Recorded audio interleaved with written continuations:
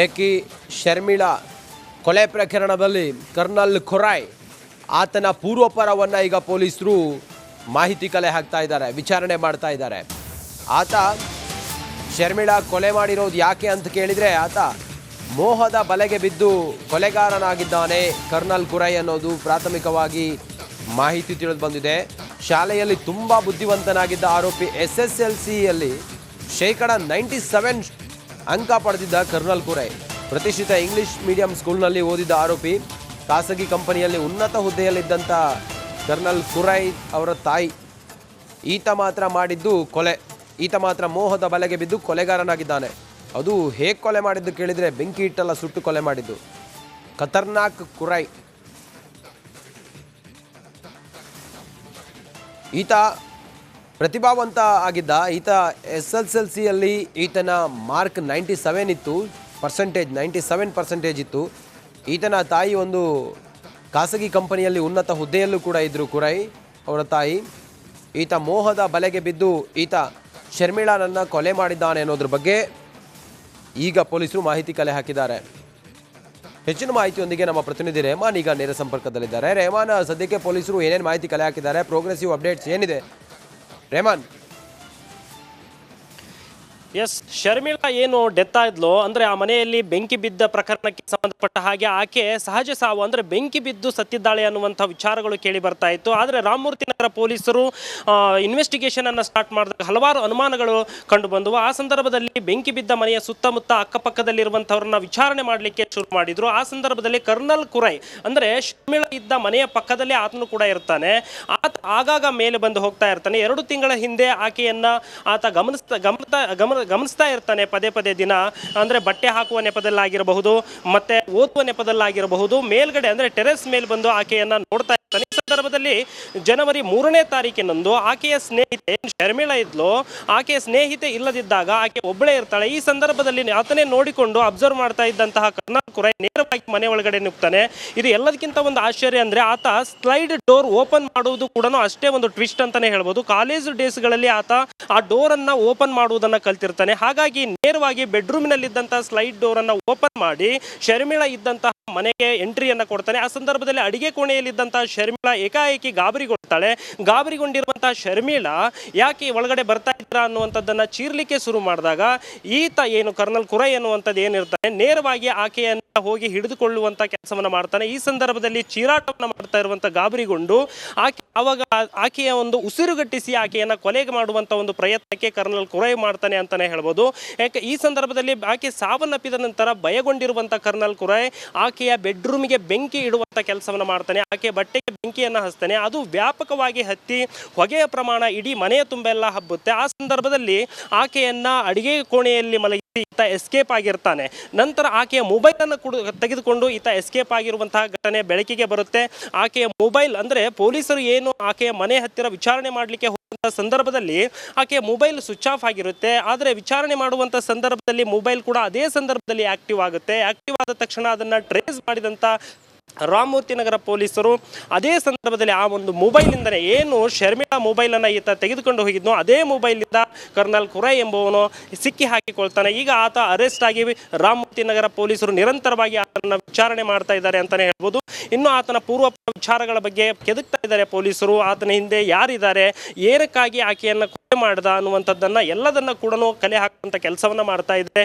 ಜೊತೆಗೆ ಆತ ಆಕೆಯ ಮೇಲೆ ರೇಪ್ ಅಟೆಂಪ್ಟ್ ಮಾಡ್ದ ಅನ್ನುವಂಥದ್ದು ಕೇಸು ಕೂಡ ಈಗಾಗಲೇ ರಾಮಮೂರ್ತಿ ನಗರ ಪೊಲೀಸ್ ಠಾಣೆಯ ಪೊಲೀಸರು ಕೂಡ ಕೇಸ್ ದಾಖಲು ಮಾಡಿದ್ದಾರೆ. ಸದ್ಯ ನಾನು ಯಾವುದೇ ರೀತಿಯಾದಂಥ ಅತ್ಯಾಚಾರವನ್ನು ಎಸಗಿಲ್ಲ, ಬಟ್ ಒಳಗಡೆ ಹೋದೆ, ಆಕೆಗೂ ನನಗೂ ಯಾವುದೇ ರೀತಿಯಾದಂಥ ಪರಿಚಯ ಕೂಡ ಇರಲಿಲ್ಲ, ನಾನು ಜಸ್ಟ್ ಆಕೆಯನ್ನು ಅಬ್ಸರ್ವ್ ಮಾಡ್ತಾ ಇದ್ದೆ ಅನ್ನುವಂಥದ್ದನ್ನು ಸ್ವತಃ ರಾಮಮೂರ್ತಿ ನಗರ ಪೊಲೀಸ್ ಠಾಣೆಯ ಪೊಲೀಸರ ಎದುರುಗಡೆ ಸ್ವತಃ ಏನು ಈತ ಕರ್ನಲ್ ಖುರಾಯ್ ಒಪ್ಕೊಂಡಿದ್ದಾನೆ ಅಂತ ಹೇಳ್ಬೋದು. ಸದ್ಯ ಈಗ ವಿಚಾರಣೆ ಮುಂದೆ ನಡೀತಾ ಇದೆ. ಓಕೆ, ಥ್ಯಾಂಕ್ ಯು ನಿಮ್ಮೆಲ್ಲ ಮಾಹಿತಿಗಾಗಿ.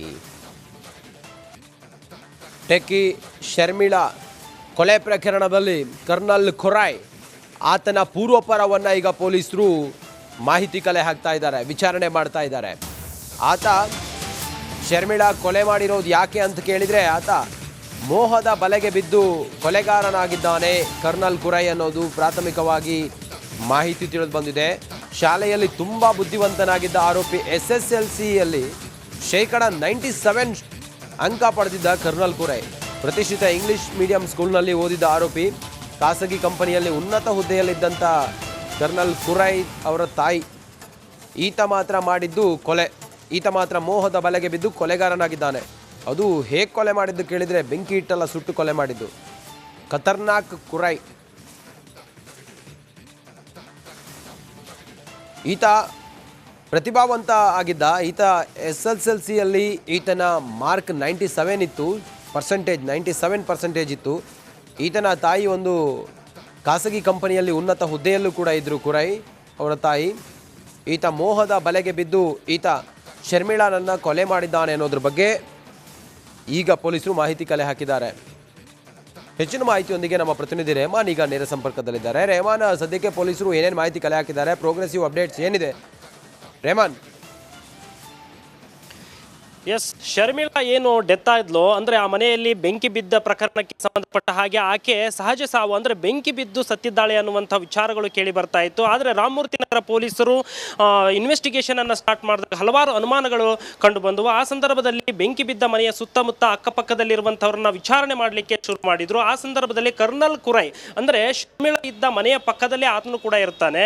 ಆತ ಆಗಾಗ ಮೇಲೆ ಬಂದು ಹೋಗ್ತಾ ಇರ್ತಾನೆ. 2 ತಿಂಗಳ ಹಿಂದೆ ಆಕೆಯನ್ನ ಆತ ಗಮನಿಸ್ತಾ ಇರ್ತಾನೆ ಪದೇ ಪದೇ ದಿನ.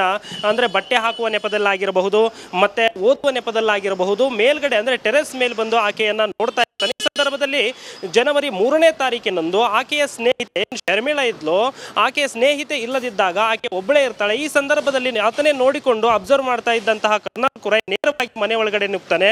ಇದು ಎಲ್ಲದಕ್ಕಿಂತ ಒಂದು ಆಶ್ಚರ್ಯ ಅಂದ್ರೆ ಆತ ಸ್ಲೈಡ್ ಡೋರ್ ಓಪನ್ ಮಾಡುವುದು ಕೂಡ ಅಷ್ಟೇ ಒಂದು ಟ್ವಿಸ್ಟ್ ಅಂತಾನೆ ಹೇಳ್ಬೋದು. ಕಾಲೇಜ್ ಡೇಸ್ಗಳಲ್ಲಿ ಆತ ಆ ಡೋರ್ ಅನ್ನ ಓಪನ್ ಮಾಡುವುದನ್ನ ಕಲ್ತಿರ್ತಾನೆ. ಹಾಗಾಗಿ ನೇರವಾಗಿ ಬೆಡ್ರೂಮಿನಲ್ಲಿದ್ದಂತಹ ಸ್ಲೈಡ್ ಡೋರ್ ಅನ್ನ ಓಪನ್ ಮಾಡಿ ಶರ್ಮಿಳಾ ಇದ್ದಂತಹ ಮನೆಗೆ ಎಂಟ್ರಿಯನ್ನ ಕೊಡ್ತಾನೆ. ಆ ಸಂದರ್ಭದಲ್ಲಿ ಅಡಿಗೆ ಕೋಣೆಯಲ್ಲಿದ್ದಂತಹ ಶರ್ಮಿಳಾ ಏಕಾಏಕಿ ಗಾಬರಿಗೊಳ್ತಾಳೆ. ಗಾಬರಿಗೊಂಡಿರುವಂತಹ ಶರ್ಮಿಳಾ ಯಾಕೆ ಒಳಗಡೆ ಬರ್ತಾ ಇದ್ರ ಅನ್ನುವಂಥದ್ದನ್ನ ಚೀರ್ಲಿಕ್ಕೆ ಶುರು ಮಾಡಿದಾಗ ಈತ ಏನು ಕರ್ನಲ್ ಕುರೈ ಅನ್ನುವಂಥದ್ದು ಏನಿರ್ತಾನೆ ನೇರವಾಗಿ ಆಕೆಯನ್ನ ಹೋಗಿ ಹಿಡಿದುಕೊಳ್ಳುವಂತ ಕೆಲಸವನ್ನ ಮಾಡ್ತಾನೆ. ಈ ಸಂದರ್ಭದಲ್ಲಿ ಚೀರಾಟವನ್ನ ಮಾಡ್ತಾ ಇರುವಂತ ಗಾಬರಿಗೊಂಡು ಅವಾಗ ಆಕೆಯ ಒಂದು ಉಸಿರುಗಟ್ಟಿಸಿ ಆಕೆಯನ್ನ ಕೊಲೆಗೆ ಮಾಡುವಂತ ಒಂದು ಪ್ರಯತ್ನಕ್ಕೆ ಕರ್ನಲ್ ಕುರೈ ಮಾಡ್ತಾನೆ ಅಂತಾನೆ ಹೇಳ್ಬೋದು. ಯಾಕೆ ಈ ಸಂದರ್ಭದಲ್ಲಿ ಆಕೆ ಸಾವನ್ನಪ್ಪಿದ ನಂತರ ಭಯಗೊಂಡಿರುವಂತ ಕರ್ನಲ್ ಕುರೈ ಆಕೆಯ ಬೆಡ್ರೂಮಿಗೆ ಬೆಂಕಿ ಇಡುವಂತ ಕೆಲಸವನ್ನ ಮಾಡ್ತಾನೆ. ಆಕೆ ಬಟ್ಟೆಗೆ ಬೆಂಕಿಯನ್ನ ಹಚ್ತಾನೆ. ಅದು ವ್ಯಾಪಕವಾಗಿ ಹತ್ತಿ ಹೊಗೆಯ ಪ್ರಮಾಣ ಇಡೀ ಮನೆಯ ತುಂಬೆಲ್ಲ ಹಬ್ಬುತ್ತೆ. ಆ ಸಂದರ್ಭದಲ್ಲಿ ಆಕೆಯನ್ನ ಅಡಿಗೆ ಕೋಣೆಯಲ್ಲಿ ಮಲಗಿಸಿ ಈತ ಎಸ್ಕೇಪ್ ಆಗಿರ್ತಾನೆ. ನಂತರ ಆಕೆಯ ಮೊಬೈಲ್ ಅನ್ನು ತೆಗೆದುಕೊಂಡು ಈತ ಎಸ್ಕೇಪ್ ಆಗಿರುವಂತಹ ಘಟನೆ ಬೆಳಕಿಗೆ ಬರುತ್ತೆ.